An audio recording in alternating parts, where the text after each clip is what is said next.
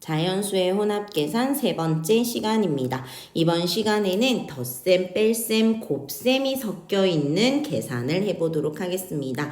괄호가 없을 때 덧셈, 뺄셈, 곱셈은 어떻게 계산할까인데요. 여기서 누구 먼저 계산한다고 체크되어 있죠? 곱셈을 먼저 계산해 줍니다. 자, 그러면 우리 밑에 있는 식으로 한번 또 봅시다. 더하기도 있고요, 곱하기도 있고요, 빼기도 있는데 누구 먼저 계산한대요? 곱하기 먼저 해줍니다. 그러면 남아있는 더하기 빼기는요? 순서대로, 즉 앞에서부터 계산을 해주면 됩니다. 자, 그러면 괄호가 있을 때는요? 지금까지 해보니까 괄호가 최강 짱이죠. 그죠? 그래서 괄호가 있으면 무엇이 있더라도 괄호 안을 먼저 계산을 해주고요. 그 다음에 이제 순서는 곱셈이 먼저입니다. 그리고 나서 남아있는 더하기 빼기는 앞에서부터 차례대로 계산을 하면 되겠습니다. 그래서 다시 한번 정리해보자면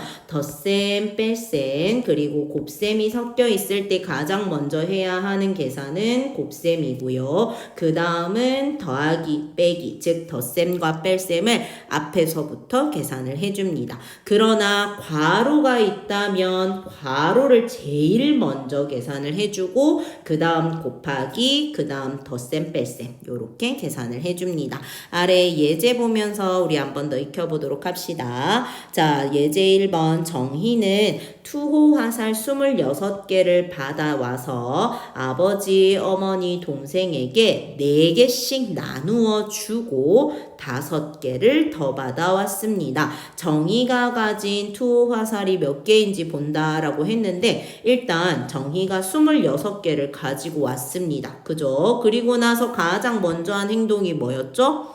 가족들에게 나누어 주었어요. 아버지, 어머니, 동생 3명에게 몇 개씩이요? 4개씩 나누어 주었습니다. 나누어 줬다 해서 나누기를 하는 게 아니라요. 내가 가지고 있는 화살은 가족들에게 주었으니까 빼기로 계산을 해줍니다. 그래서 가족들에게 준 화살은 12개인데요. 이 12개를 내가 가진 화살에서 빼줘서 14가 돼야 되겠죠. 자, 그러면 나는 14개가 남아 있었는데 여기서 5개를 더 받았대요. 그러면 더하기 계산을 해주죠. 그래서 더하기 했더니 19가 됩니다. 자, 그러면 하나의 식으로 다시 한번 표현해 볼게요. 자, 가족들에게 나누어 준 3 곱하기 4를요. 정희가 가지고 있었던 화살에서 빼기를 해줍니다. 그리고 나서 그 뒤에 받았던 5개를 더해서 19라는 값을 얻을 수 있습니다.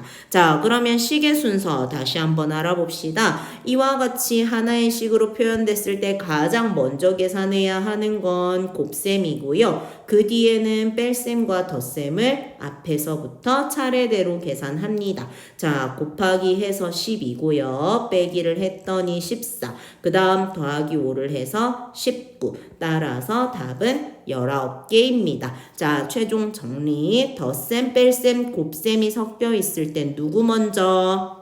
곱셈 먼저 계산을 해줍니다. 자, 예제 2번 한번 봅시다. 자, 문제를 보니까요. 순서하고 숫자는 다 똑같은데요. 누가 등장했나요? 괄호가 등장했습니다. 그러면 우리 계산 결과가 달라지는지 같아지는지 한번 해봅시다. 자, 괄호가 없다면 누구 먼저 계산합니까? 곱하기 먼저 계산을 해줍니다. 그리고 나서 덧셈, 뺄셈을 순서대로 앞에서부터 계산을 해야 되겠죠. 자, 곱하기를 했더니 28이 되는데요. 그 다음에는 두 번째 계산 더하기를 해야 해서 77로 구할 수 있고 세 번째 계산 빼기를 해줄 거니까 이 식의 값은 49로 구할 수 있습니다. 자, 두 번째 식에서는요. 뭐가 있었나요? 괄호가 있었습니다. 괄호는요. 더하기, 빼기, 곱하기에 상관없이 제일 먼저 계산을 한다고 했어요.